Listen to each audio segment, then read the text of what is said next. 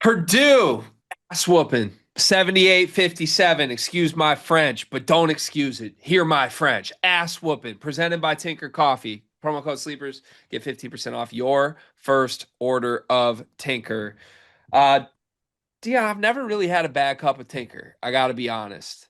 But every now and then, maybe like once every 2 weeks or so, I pour myself one of the instant coffee packs, just rip it open, shake, mix with milk or water. I usually do milk. And then in like 25 seconds, all of a sudden it hits me in the face like that. That's how Ben McCollum and Bennett Sturts felt.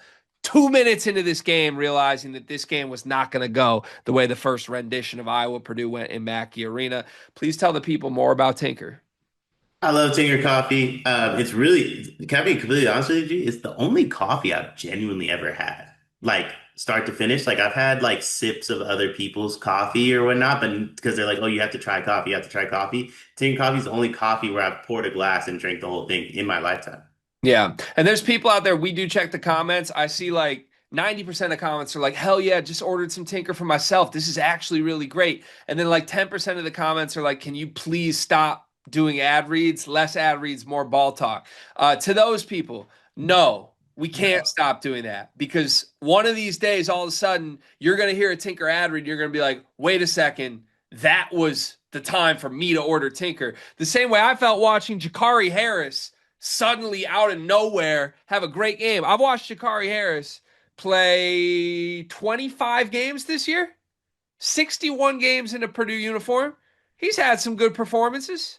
He has never been the best player on the floor, and he just picked up a Ken Palm MVP in Iowa City against the Iowa Hawkeyes.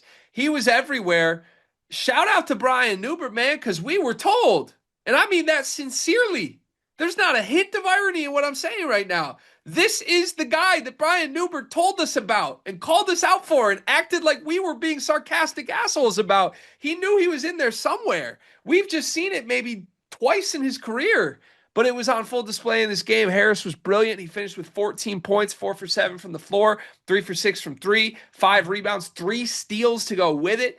He was thrown into the fire, Dion, and I made audible note of this to my family. We had my mom and dad over on Valentine's Day. We ordered Chinese food. And my kids are running around going crazy. Mimi and Papa are chasing them, playing hide and seek. And Mal's like doing the dishes or something. And I was watching this game at 5:10 p.m. And I said to nobody listening, damn, CJ just got his second. Shit. Uh-oh. Like, this is a problem. In comes Jakari Harris earlier than normal, and he just responded with play after play after play to set the tone for this game. I was really impressed. What did you see? Jakari Harris looked comfortable. And I think maybe some of that was like you mentioned CJ Cox like kind of quickly having to come out of this game. Maybe it was knowing like you were gonna have a runway. But I thought Jakari just looked comfortable and maybe he knew like, oh, I'm not gonna get yanked, so like let me get into my bag a little bit. I don't know what it fully was, only Jakari could answer that, but I mean any player plays more free when they know they're not going to get yanked, right? Especially if Jakari was it was him and CJ all off season, and then it's quickly like it's been very evident it's CJ's role and Jakari's kind of the backup. So like maybe the early CJ foul trouble helped Jakari like settle into like a role that's maybe a little bit more comfortable for him. But I just thought he looked comfortable on the court.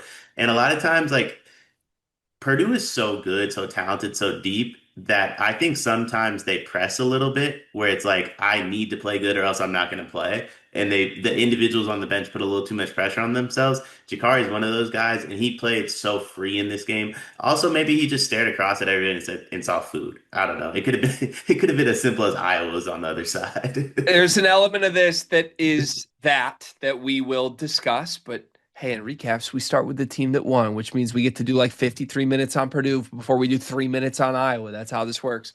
Yeah, I just was impressed, man. I think people know this by this point. I would hope people know this by this point.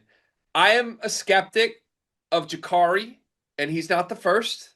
I've been a skeptic of other Purdue players. I've been a skeptic of Michigan State players, Illinois players. I've been a skeptic of half of my own players at Michigan. Like I got to see it. I got to see it to believe it. I can't just read the offseason hype and believe that there's something here. And power or credit to the people that do that, or more power to you. But for me, I wanted to see it. And I don't think we've seen it for the large part of the first 2 years of Jakari Harris in a Purdue uniform. I've also talked about how it can be difficult. The role that all of these shooting guards are asked to play is more difficult than it seems. Trying to fit in between these three veteran studs that are going to take 90% of the shots.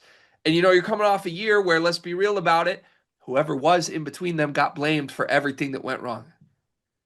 It's a weird environment to be in when you have to accept your role and know you're a role player and live up to that and be okay with it and be happy doing it. I don't know if that's been part of this or what. I really like your theory that he just felt a little freer earlier in the game than normal.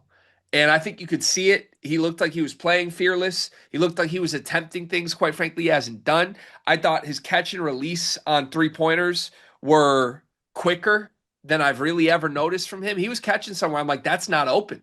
And then he was just rising up with a light hand in his face. It was open. He hit 3 of 6 from three. Obviously, the dunk was a huge moment. Man, I didn't know Jakari could get up like that, not in traffic for a poster.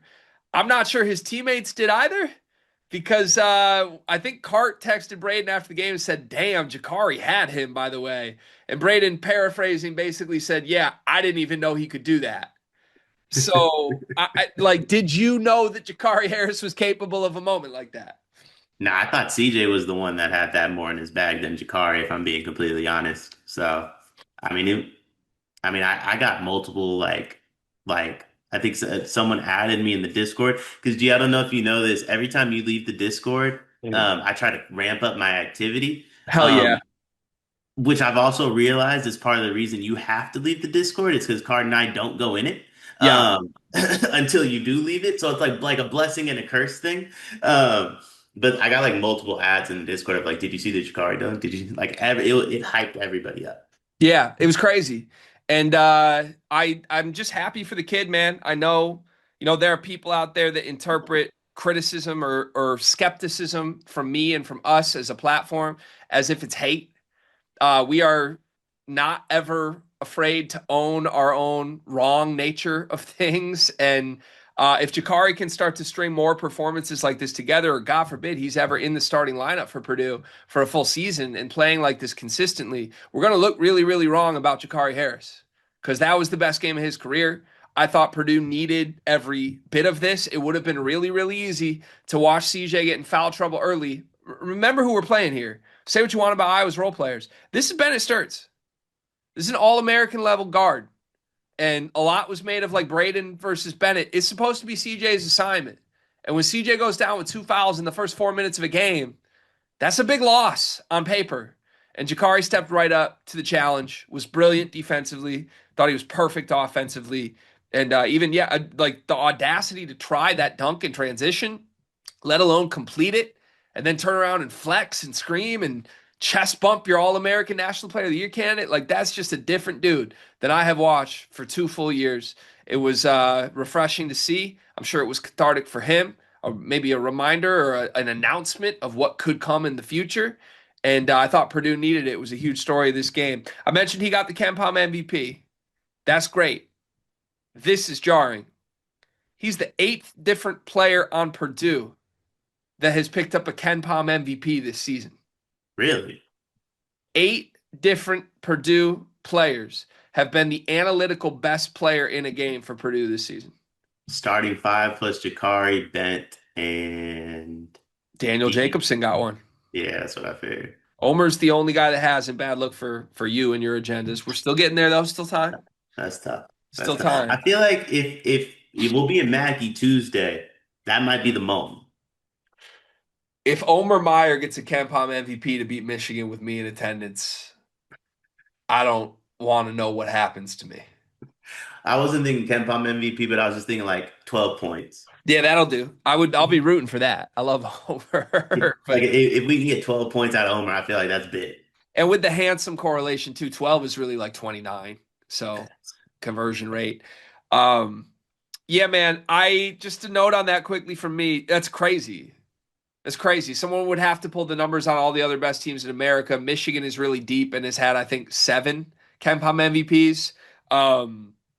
I don't know. I think Arizona's probably up there would be my guess, but like Purdue is top heavier than most teams. Like let's just be the way Michigan plays. Everybody plays 20 minutes, and it's not that crazy for Yaxel to have a quiet night and like Trey McKenney to be better. Like that happens a lot at Michigan. For Purdue, if you're going to win a Ken Palm MVP in a game, you have to be more impactful than Braden Smith. That's ludicrous. It's insane, and I think it's very real. Like just watching this game, and Braden had his fingerprints all over it. This is not to take anything away from Braden. Jakari was just awesome. Their supporting cast has not gotten the credit they deserve, I don't think, and I hope we should probably amplify that a little more. I agree with that. Am I allowed to talk Braden quickly though? Like I Yeah, know we're gonna do a full portion on Braden, but if can I talk Braden now because it implements into what Jakari did in the whole thing? let's pivot to Braden next. Yeah, I think this was his best performance of the year. I thought he should have been the Ken Palm MVP. I thought he proved, you thought and this I was don't think Braden this. Smith's best game of his season Oh, I'm sorry. Did I say career? or season? I I don't know meant what. Honestly, I blacked out when you said I thought this was his best game. I thought it was his best game of the year. So when you have nothing going is when I judge you the most. And I don't think Braden had much going in this game. And I think he controlled the flow of the game. I thought he checked on defense. I thought he got everybody involved, 6 boards, 12 assists. Basically, the game went as Braden wanted it to go, which is why Jakari was able to get loose. You're so special. You're just so special. Like my brain could never even think of that take. And as you say it, I'm like, you know what? That makes a ton of sense. Yeah, let's just do the Braden portion of this. I think it might have been his best passing game of Big Ten play. Now he had 14 against Penn State, but let's also be clear that game's in Mackey. It's against Penn State. Like 14 assists to 1 turnover is almost like a video game. Um, I don't know, man. 12 assists to 1 turnover against Bennett Sturts in Iowa City is pretty special. And I hesitate to go so far as say it was his best whatever game, whatever hyperbolic statement you want to put on it, just because he is an incredible scorer and this was a bad scoring night, right? He had 5 points on 5 shot attempts, 1 for 5 from the field.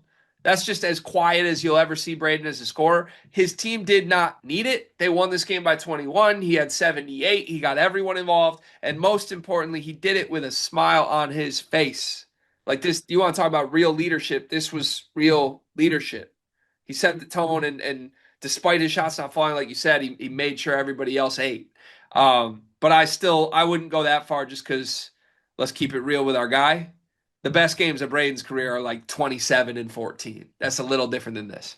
Career was probably crazy, but this season though, I love when point guards control the flow of the game. Okay, Iowa, you want to slow the pace down, we'll speed it up. You want to pick it up because you're down 58-31, I'm going to slow it down. Bennett Sturts played the way Braden Smith wanted to play, and I've been told Bennett Sturts is a lotto pick point guard, one of the best point guards in the country. And I'm not trying to bash Bennett Sturts, but if this was some clash of the Titans point guards, I don't care that Bennett Sturts had 19. The one that controlled the game was Braden Smith. Yeah. And he controlled the game against allegedly a lotto pick point guard. To me it was a magical performance. Like it respectfully to all parties involved in this game.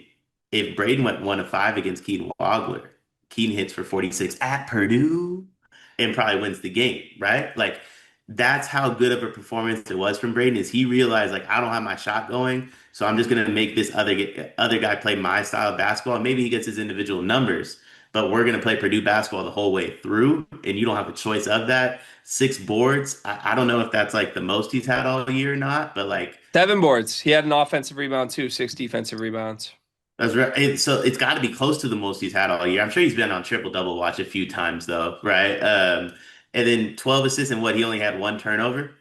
Yeah. I mean, 2 fouls against those dude. You know what I mean? Like in 36 minutes, he just controlled this game in every way possible. Yeah, his rebounding's been up this week. So he had 8 in the overtime game against Nebraska, including the big one late. He had 7 in this game. He was constantly pulling in boards like this last year. And then it tapered off at the end of the season. This year, he really hasn't rebounded like this, largely because his bigs have been better on the glass. And I don't know. It's interesting to me. Like TKR has been a monster on the boards. We'll go to him next for this entire week. Braden chipping in there. to 8 and 7 rebounds in these two games while TKR has been rebounding like crazy is like there must have been some sort of emphasis from the coaching staff or something on film this week of like rebound, rebound, rebound, everybody get involved because it's a noticeably improved effort from Braden, from Trey, from everybody on the glass in this 2 game 1 week stretch. So I don't hate the take. I just think Braden would tell us, and we didn't do running point this week. We had scheduling change. We're hoping to do something in person. You and I are going to Mackey Arena on Tuesday, and obviously we need to see how that game goes, see how spirits are for everybody involved, and we're going to hang around long enough Wednesday that if timing allows, scheduling allows, hopefully we can get something done together in person. But yeah, the point is, I think if Braden was sitting here with us right now, he would be like, that was not near my best stuff. And he still finished with 12 assists to 1 turnover and controlled the game to the complete point that you described. I did notice him pushing the pace more. You kind of floated on that quickly. Did you feel that in real time? Yeah, he made Iowa play quick. And that's what was so impressive about this. And Ben McCollum does that like 29 seconds and then we'll just get a shot up thing. And Braden said, we'll run every chance we get. And I'm sure that was a game plan from Payne the boys. PJ, by the way, my dog PJ was watching the stream too. I saw that. But like, you have to perform the game plan, right? Like I'm a players guy first, and I love coaching. You can be the best coach in the world if players don't play, it doesn't matter. And I'm sure this was something that came from Payne and PJ, but Braden executed it flawlessly. Yeah, that's fair. I see that. I almost had to do a double take when I looked this up because I felt it watching it. I felt them playing faster. I felt like Braden was pushing pace and running more deliberately in this game than recently. A 58 possession game, tied for their lowest of the season with the UCLA game. 6 less possessions than the first Iowa game in Mackey Arena. Kind of crazy. Like that's just how slow Iowa plays, though. But it's weird that it felt quicker and it was still their lowest possession game of the season, you know? Yeah, it was. I mean, yeah, it's a lot of Iowa to be honest with you, but like I feel like they were able to make them play it the way they wanted to. When It, Purdue got up so much that at that point it's let's slow it down too, you know? yeah, and that was pretty much the only reason Braden didn't play 40 too. Yeah. Like I think Braden was prepped to play all 40 if it was a close game. It just wasn't. Yeah. I have gone a couple weeks since mentioning this because Braden legitimately doesn't care. And the team has obviously had more important things to attend to in the last month. This was a great week for the assist record chase. 10 assists and 12 assists. He needs like a month left of games like this. Again, want to be abundantly clear. He doesn't care if he gets there. Lie detector me right now on that. He doesn't care. Truly believe that. Hasn't been a talking point in a month. Noticed it after this game when he had 12 assists. And in the final 4 minutes he was on the court, they were up 20. He was passing up some layups to try to get one extra one. Kluff had an and one late where it was like he could have easily taken a layup. So again, he doesn't care, but I care, right? I'm sitting at home like I want to say I podcasted with the all-time leading assist guy in NCAA history, and this was a good result for that chase. I mean, so how many is he away now? Do you know? I think it's like 97 assists. So he at his per game average right now, I think there's like 5 postseason games needed to get there, which would mean like 3 Big Ten tournament games, a Yeah. Sweet 16 appearance. I'm not gonna lie, that's a little bit more than I thought.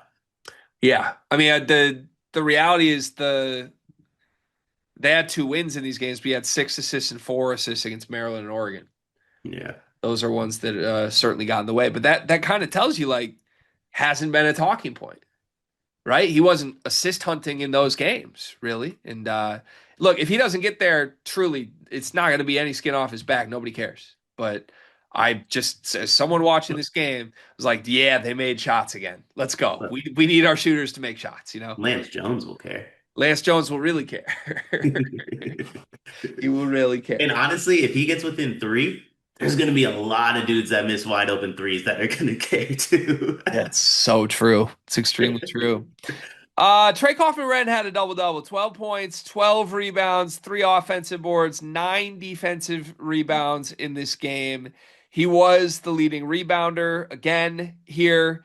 I thought it was visible, his effort and intensity and physicality on the glass. Thought he was just a force to be reckoned with down there, and had the scoring numbers go with it. Only attempted 8 shots, including a corner 3 that kind of felt like a wasted possession, to be honest with you. But look, 12 and 12 is like a really good overall output from Trey this season and even last season. What'd you think? I thought there was a rebound in the Nebraska game um, that he grabbed with like his right hand and brought it all the way down. And I don't know why that felt so meaningful to me, but he kind of like slammed the basketball as he did it. And I felt like he was snapping himself back into the Trey Kaufman-Renn that was rebounding like crazy in the non-con. And then that carried over into this game pretty heavily. And he kind of just like looked like non-con TK to me. And I don't remember when that rebound happened in the Nebraska game, but that one, it just felt different to me than his other rebounds. Yeah, we're gonna do a short on this. He told Dustin Schutte or somebody, Dustin did the article on it. He's been watching Dennis Rodman highlights before games. I don't love that. He said teammates have been laughing at him because he's been doing this consistently enough that everyone has noticed and is making fun of him. But that's it's the role he has to play on this team. Listen, he's liable to be gone for a few days the way Dennis was too, though. Yeah, I have thoughts that I'll save for tomorrow because a couple different shorts we're going to do are baked into this. But what a I don't even know if evolution is the right word. What a drastically different player than a year ago, right? And Purdue's better.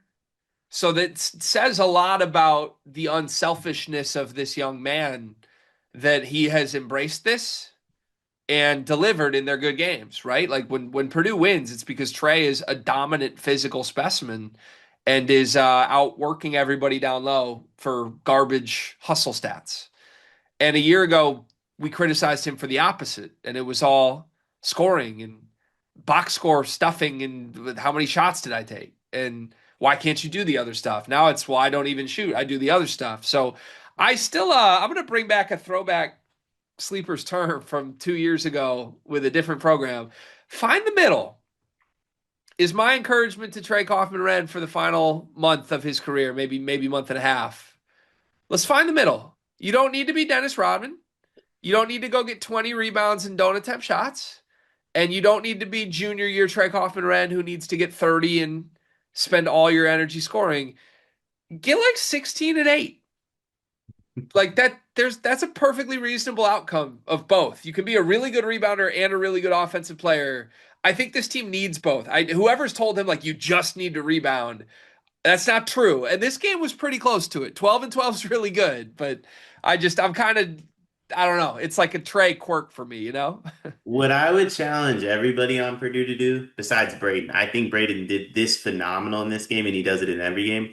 But I would challenge Fletch, TK, Kluff, CJ, Jakari, whoever it is. Let the game come to you. There's gonna be games where he needs to be junior year Trey Kaufman-Renn potentially. There's gonna be games where he could score 2 points and grab 15 rebounds and be Dennis Rodman, and they win. And then there's gonna be games like more often than not, like you said, where he needs to get 16 and 8. Why do we have to decide before the game? You guys are all so talented. Let the game come to you. Braden, I'm sure Braden didn't go into this game saying, "Let me go 1 of 5, 5 points," right? He let the game come to him. He didn't have what he had going, and then he pivoted. And I think if I was the rest of Purdue, that is a bit of the missing link with me with this team. I've often called them robotic, and that's where like I struggle to see them winning a national championship. And that's part of the reason why. It feels like they're deciding before the play, before the game, so on and so forth, what they're gonna do. Let the game come to you. Every game's gonna be a little different. Yeah, that's also just I think who Trey is as a person. Like he's a very intellectual, interesting, deep thinker, philosopher, right? And I think I don't know. I haven't met him, so I don't want to over assign what I think he thinks, but just what I've been told of how his personality is, it tracks of like he would be predetermining how he's going to approach certain games. So I don't know. Interesting guy, interesting player. I just found it like looking this up. He scored 20 points 19 times last year. 19 different games. Trey Kaufman-Renn scored 20 or more points. He's done it once this year. That's crazy. You would have, if we would have told you that in November, you would have laughed us off the face of the earth. But his role has just changed so much. And like I said, this is all said to mean it from a place of appreciation because I think he maybe more so than anybody else on this team has bought in on sacrificing this year. And he often becomes the butt of the joke of, what's Trey doing? He's thinking weird stuff. Oh, he's pouting. Oh, his body language is shit. This week was brilliant from Trey. Trey was, and he wasn't their best player in either of these games, technically by definition, but you could tell me that he was for the whole week, and I would believe you. He averaged 14 rebounds in these two games. Like he's just doing shit that this team needs desperately, and I'm impressed with him. Yeah, I mean, somebody has to make winning plays. They have three stars. Um, One of those three stars has to just make the little winning play sometimes. I think oftentimes it's gonna be TK just because of like all due respect to Fletch. I don't know that Fletch is ever gonna be the like, yo, let me get in the stance, get a stop, dive on a loose ball, I'm 3 rows into the stands guy. So it's gotta be TK from time to time. But what Fletch will do is hit an insane three against Nebraska to tie the game. Yeah. It's a good segue to Fletch. What'd you think of Fletch overall? He finished with 12 points, 3 assists, 0 turnovers, 0 rebounds from Fletch in 27 minutes, but also it's Fletch. He was 2 for 5 from three. That's 40%. Depending on at which moment you refresh your timeline in this game, you would have either thought Fletcher was 7 for 7 from three or 0 for 35 from three. Still feels like every single miss this guy is getting eviscerated by small segments of his own fan base, which is driving me crazy. And I do want to shout out Dustin Schutte because Dustin's calling this out.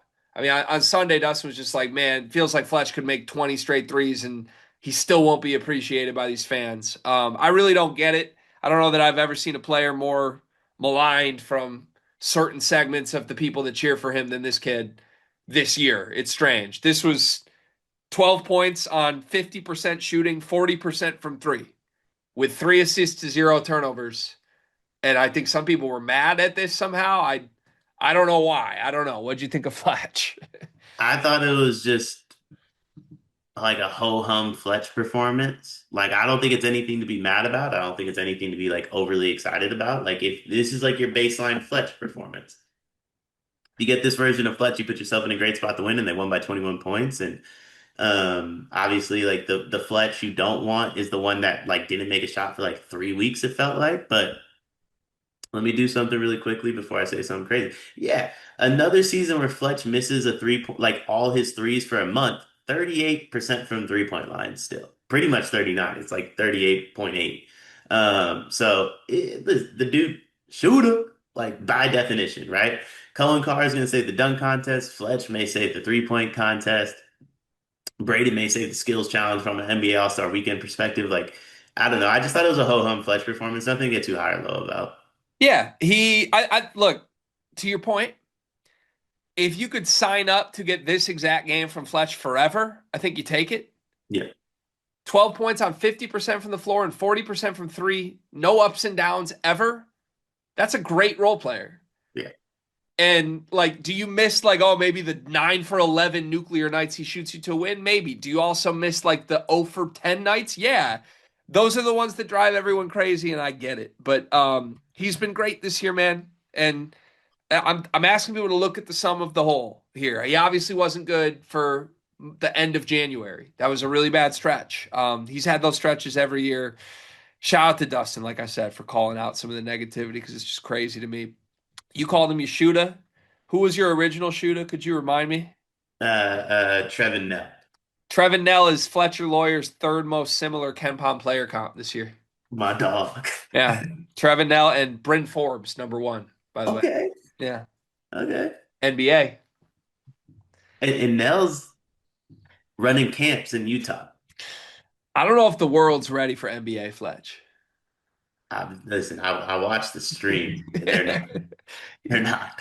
Chill. 3 units. Chill. Chill. People think we don't protect these guys. Chill. Chill. All right. What else from Purdue? It is in a lot of ways, as you're talking through this. This was pretty ho hum, wasn't it? Yeah, it Like was. in reality, this was like a statement win. This was a pick'em game against a top 20 team on Ken Palm, on the road, hostile environment, off a loss, first year coach, the Bennett Sturts Braden narrative, the rematch after McCollum disrespected Payne a little bit or disrespected Braden a little bit. And in the end, it was kind of just like, man, Purdue's so much better than these guys.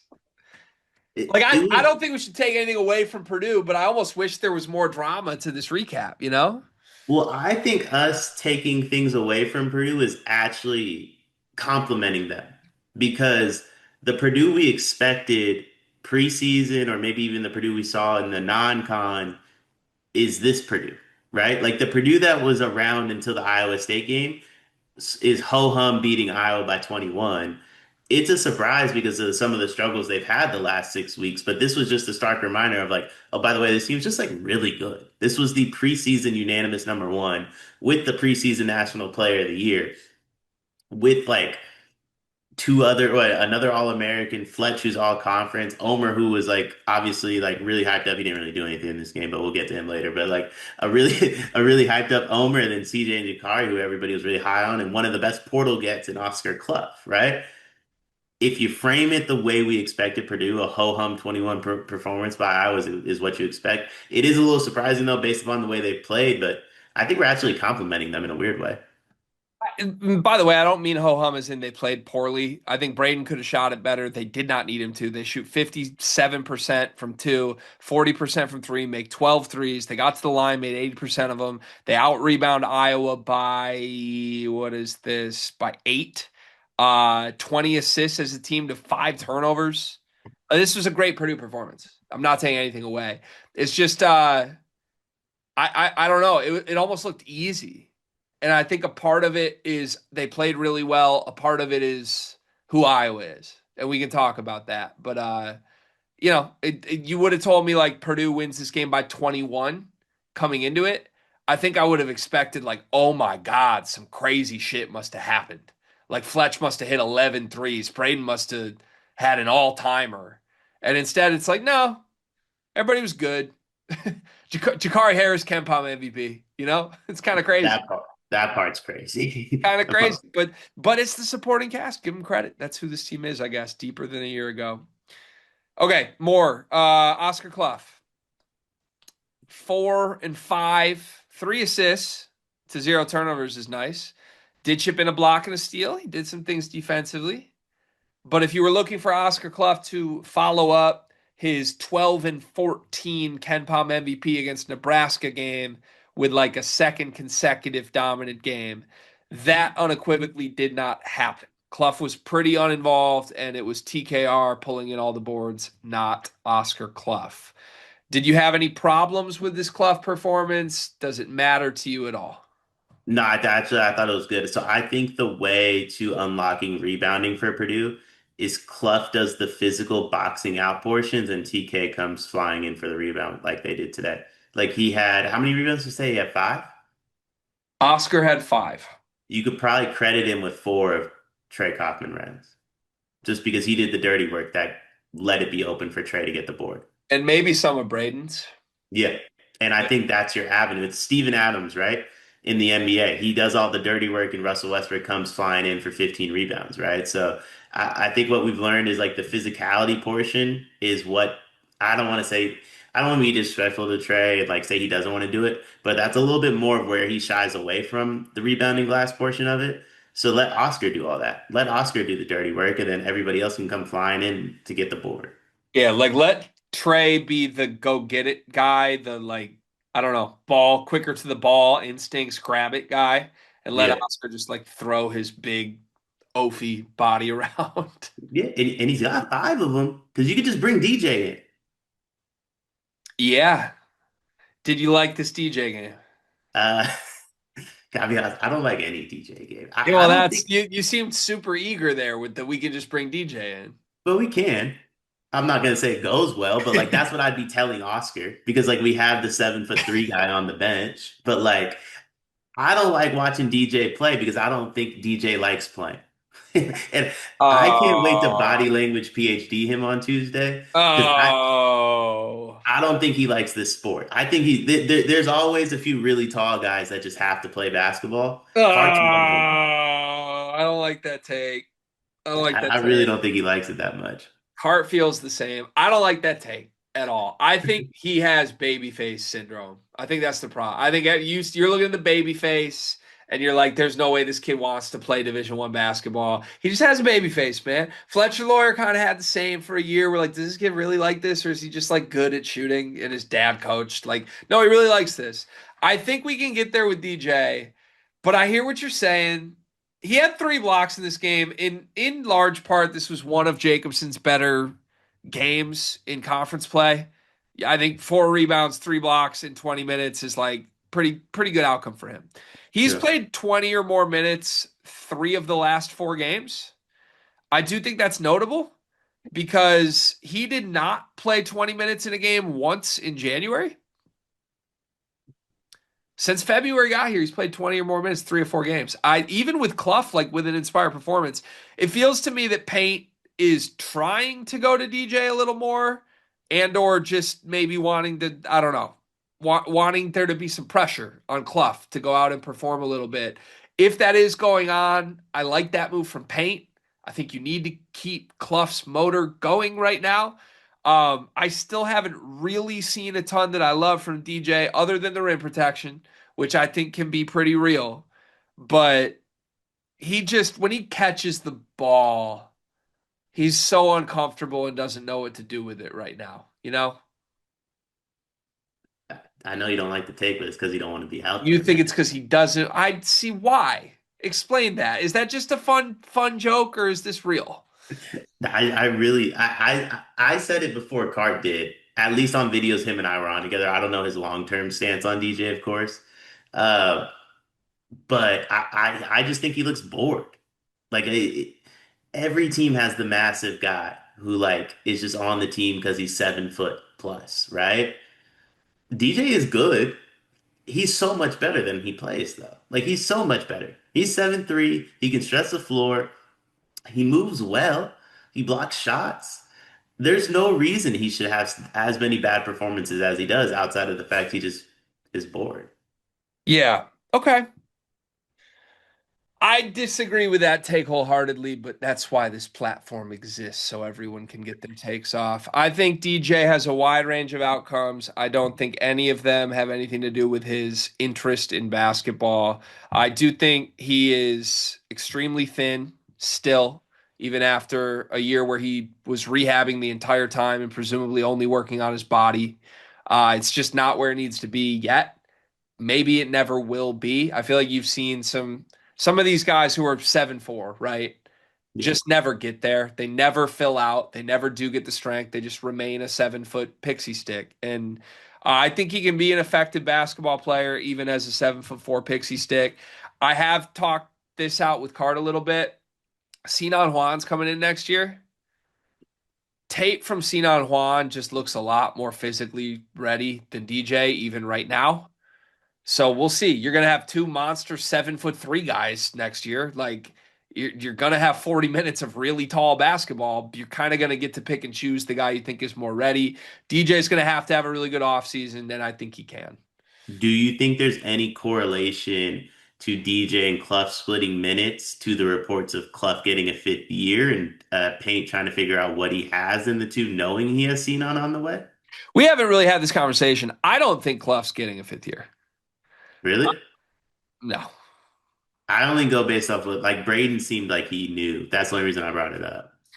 Yeah, that's not my read, but Oh, well. this is not reporting. This is just me gut feeling this. I think they are floating the idea of Kluff getting a 5th year because why wouldn't you do that for vibes? Sure. Like, oh, there could be a lawsuit. We could get you back. Oscar, of course we want you back. I don't think anyone in the room is planning on Oscar Kluff being back. That makes sense because there's not really a spot. I feel like because you also have Rally on the way back too. Jacobson, Juan, Burgess, Kluff on the same roster makes no sense. Someone would have to leave. That's why I assumed he was splitting minutes of like, okay, I'm warning one of you two, like if you don't perform, you're out of here type of thing. Could happen. That's a conspiracy theory I don't hate. I love conspiracy theories in general. I just think he's not ready right now. And this is a weird game to be having this conversation about because he had 3 blocks. It was one of his better games. But I think a guy not being ready right now doesn't necessarily mean anything for the long term future. I would point this out again. My Ken Pom player comps, baby. Wide range of outcomes here for DJ. Let me give you the good bucket and then the bad bucket of the 10 most similar players to DJ this year. First, the good bucket. Ryan Kalkbrenner, Adai Mara, Henry Vasar. That's a good bucket. Can you see any of those for like good DJ? Like down the line, could he become those guys? Daimara, Henry Visar. Who's the third person? Ryan Kalkbrenner. I like Krivas on Zona a lot too. Yeah. I mean, look, Mara looked really thin for a year. He did not look ready. And then he filled out a little and got more physical and found a new system. So I don't know. I was going to make a Dusty May joke, but I'll stop myself. You're welcome, Purdue fans. I have respect for you this week. The bad bucket, just one name here, Aaron Bradshaw. Not great that Aaron Bradshaw's on this list. And the problem is he probably has a lot more Aaron Bradshaw performances so far. Yeah, and Purdue fans, if you're wondering who Aaron Bradshaw is, it's the guy that tried to fight Oscar Kluff in Baha Mar. Not great. Is he still on Ohio State? No, right? Memphis now? He's on Memphis, yeah. Shout out Penny, man. What Yeah. Utah State did was disrespectful. Yeah, he's headed to where Jerome Tang's island is, but I digress. Okay.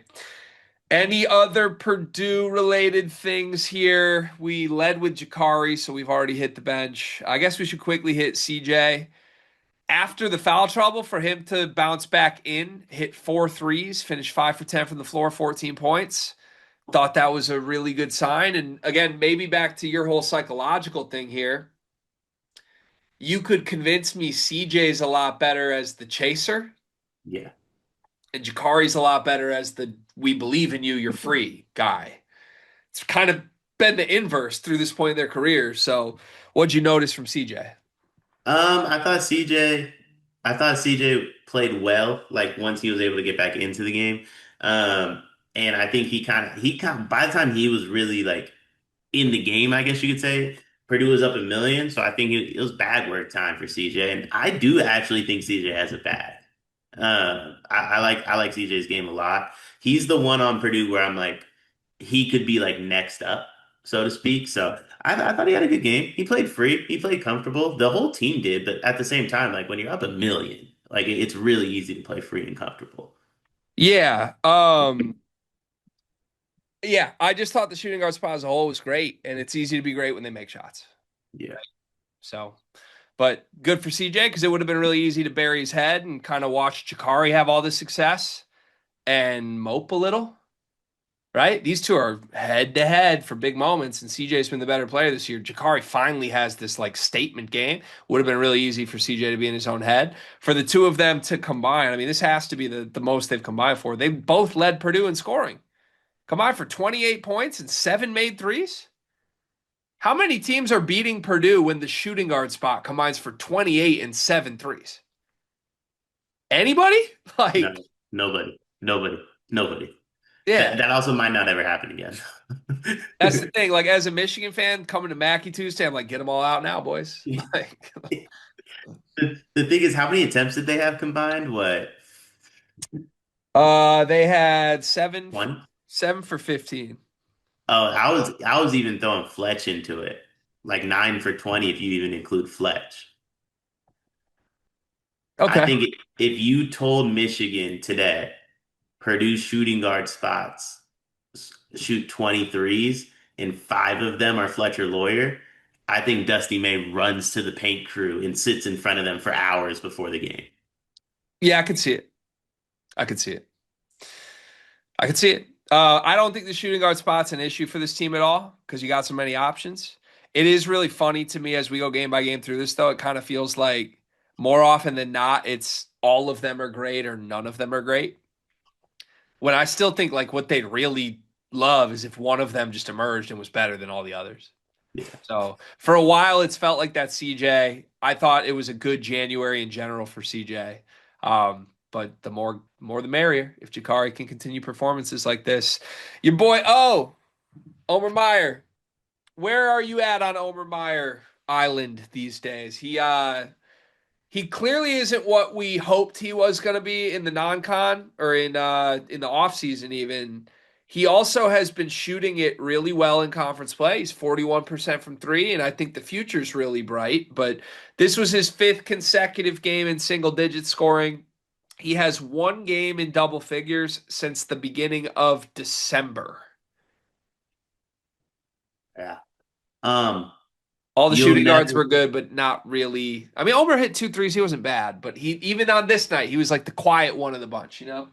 you will never hear me put all my eggs in the basket of an international prospect that I've never watched play ever again. Ever again. He's ruined that for me. Um, but my bags are fully unpacked, and his are too for what it's worth. The 2 year plan's probably increased a little bit. So we'll unpack our bags in WL, and we'll settle in a little bit. He has moments.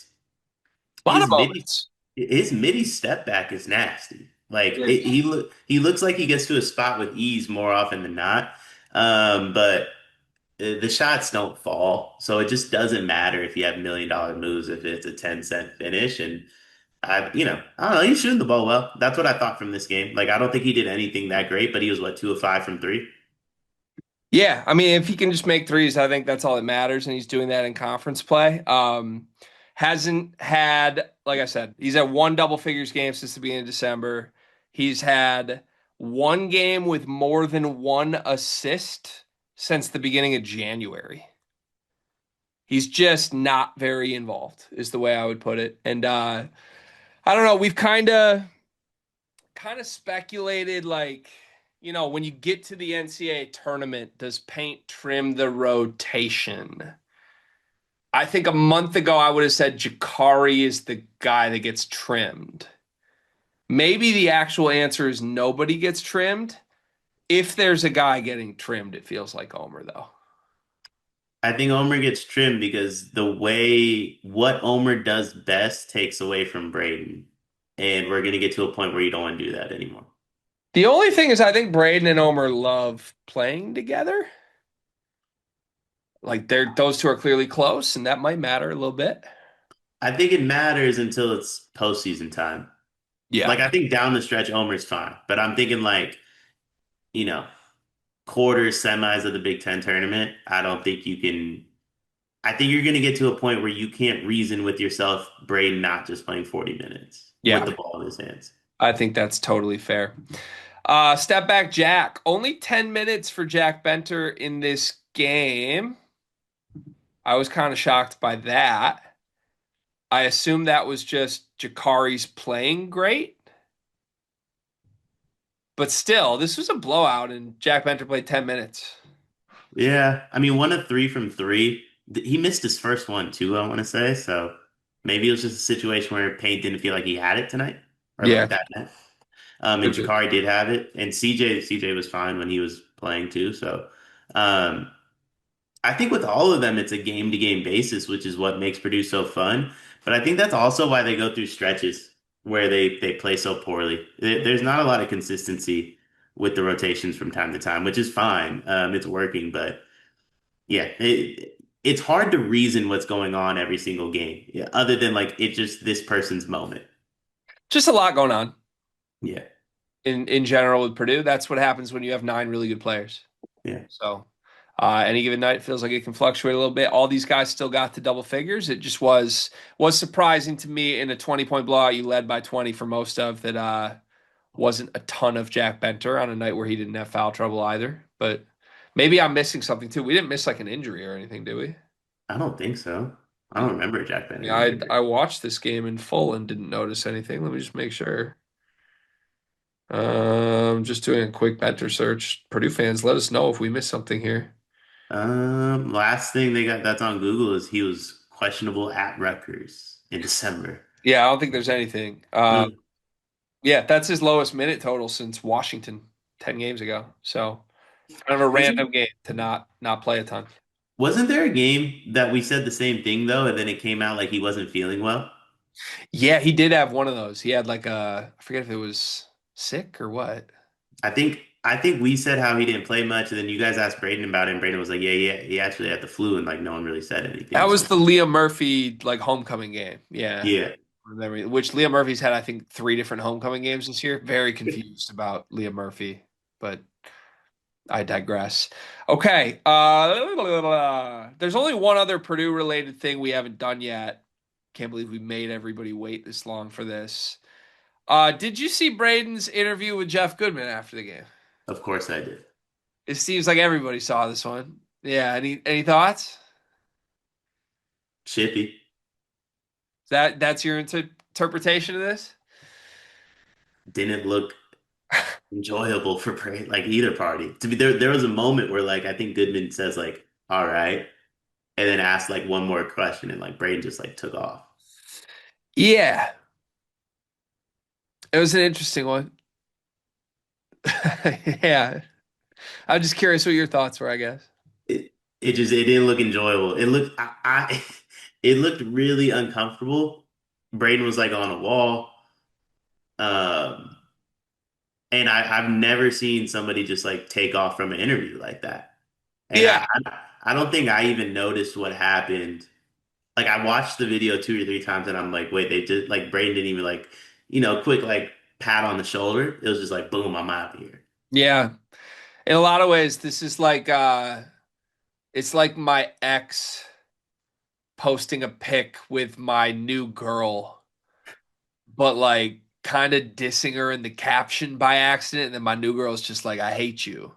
Um That's a weird metaphor to make, but people forget I used to pod with Jeff Goodman. I used to work for Jeff Goodman and produce for Jeff Goodman, and Jeff Goodman is largely responsible for me getting any foot in this industry at all.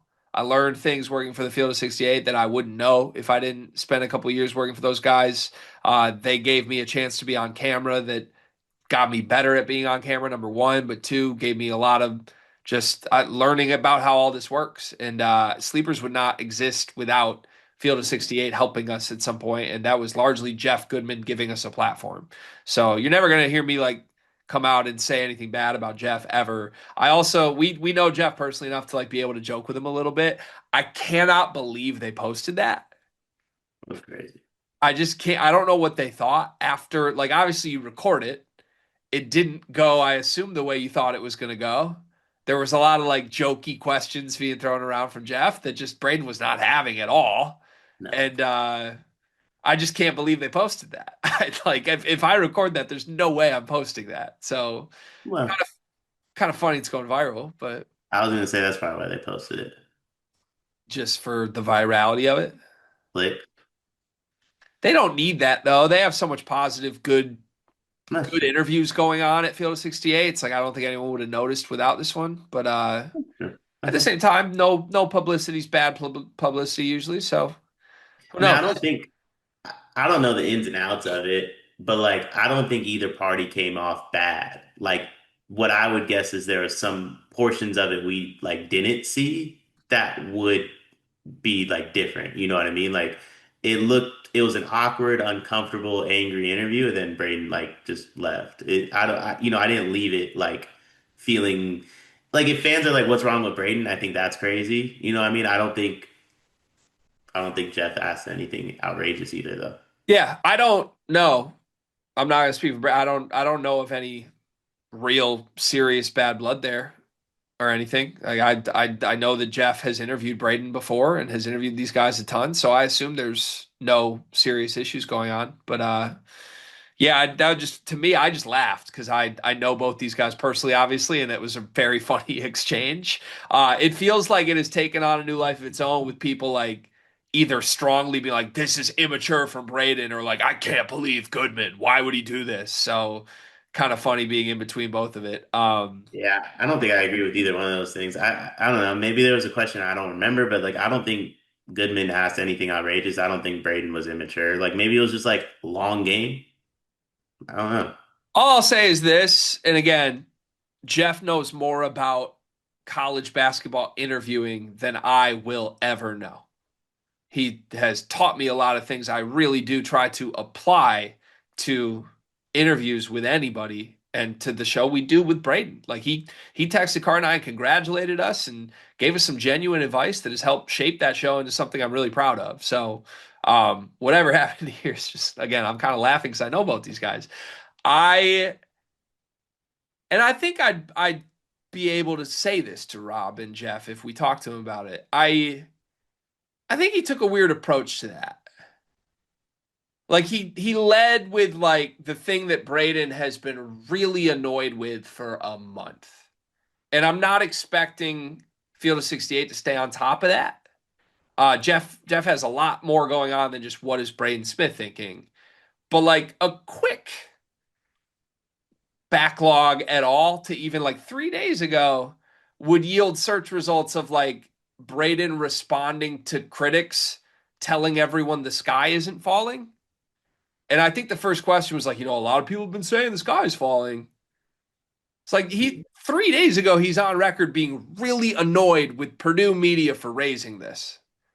And word for word saying we're 20-4, everyone shut up.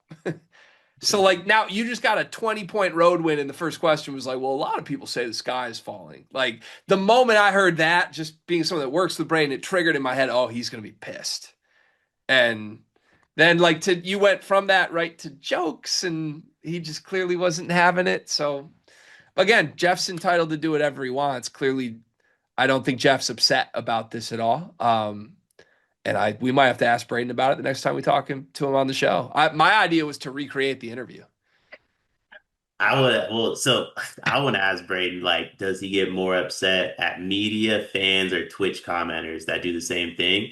Because if people wanted to see Braden really upset, the same people, the people that asked that question on his Twitch stream, they felt Well, it. that's the thing too. Braden Smith is short with almost all media. Yeah.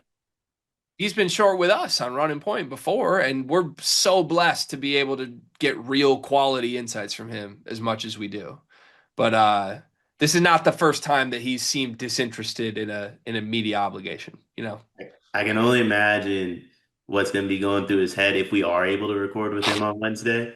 If he goes from like Goodman, you Cart, and then there's me like, yo, so I watched 2K. You went 2 of 7. Y'all got smoked by 50. Thoughts? So if they beat Michigan, I definitely am going to ask him to recreate this. And just I'm gonna ask word for word the same questions that Goodman did, and just have him. He can either be really mad at me or just answer them like with a huge smile on his face and post it from the Running Point account. For what it's worth, I laughed my ass off at this interaction. So shout out to Field 68 though. Go subscribe to those guys. They genuinely, I watch them every single day. I'm still an enormous fan of that entire platform. Okay, Iowa. I promised you we'd do an hour on Purdue and then like 5 minutes on Iowa. This is going to play super true. I think this team stinks. Bad. Sturts is really good. They've got nothing else. That's the right scout on this, right? Yeah, and to be honest with you, I got hesitations on starts too. But overall, I mean this I just think this team is bad. Yeah. I mean, none of these role players. Banks has his moments. Combs was great in Mackey and has been awful ever since.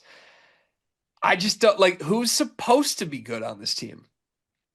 Hausen, Tate Sage, the freshman. It's like I don't know that they have anybody that is better than Jack Benter as their second best player with starts. And that sounds crazy, but like genuinely, I think Jack Benter would be the second best player on Iowa. Alvaro's supposed to be the second best player, right? He's god awful. Yeah. I mean, he's just one of the worst spends of the portal this year, I think. He's bad. I think the whole team is honestly. I think Cart's correct about McCollum too. What's Cart correct about? Doesn't he say McCollum's a Sturts merchant and like the truth's about to come out next year and he's like a bad coach?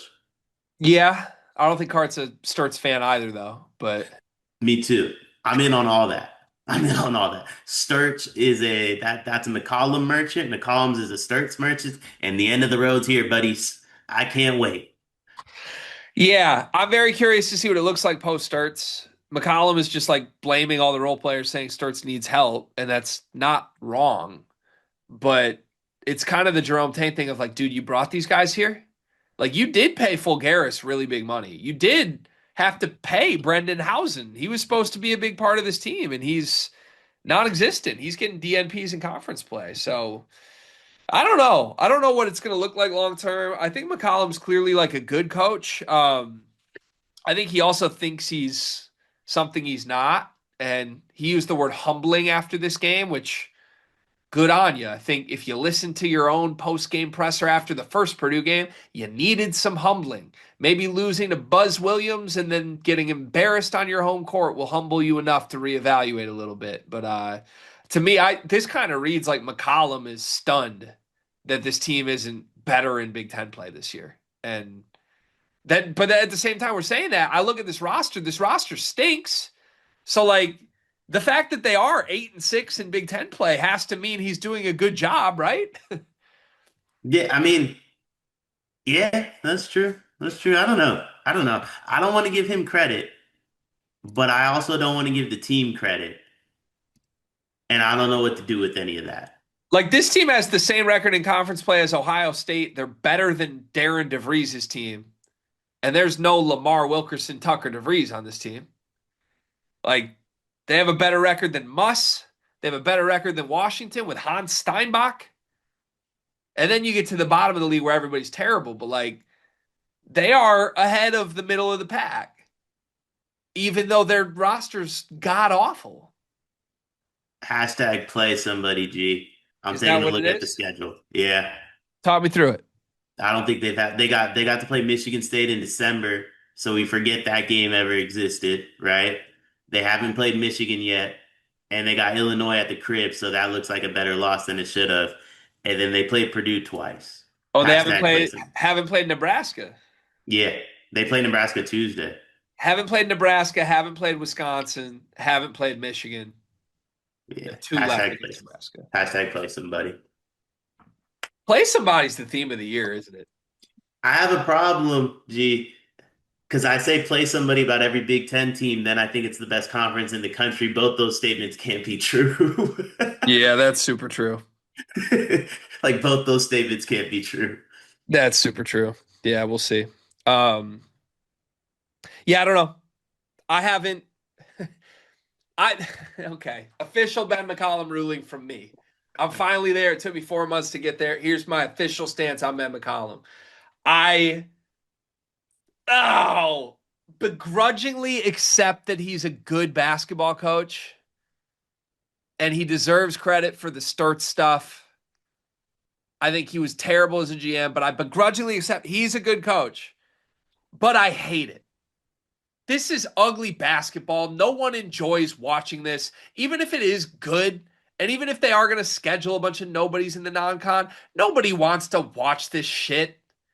And he's going to get like 10 years at Iowa because their fans don't even pay attention.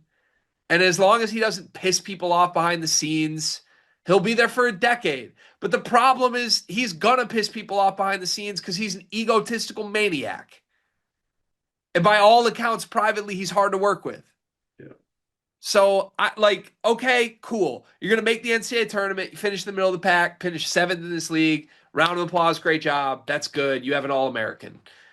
Let's see if you can do it again. And I just want to make it clear, like Cart, like Dion, like everybody else, I officially will not like it. This brand of basketball stinks. And I think Fran McCaffrey there was a lot wrong with him, obviously. At least Iowa was always fun to watch with Fran at head coach. It never will be with McCollum.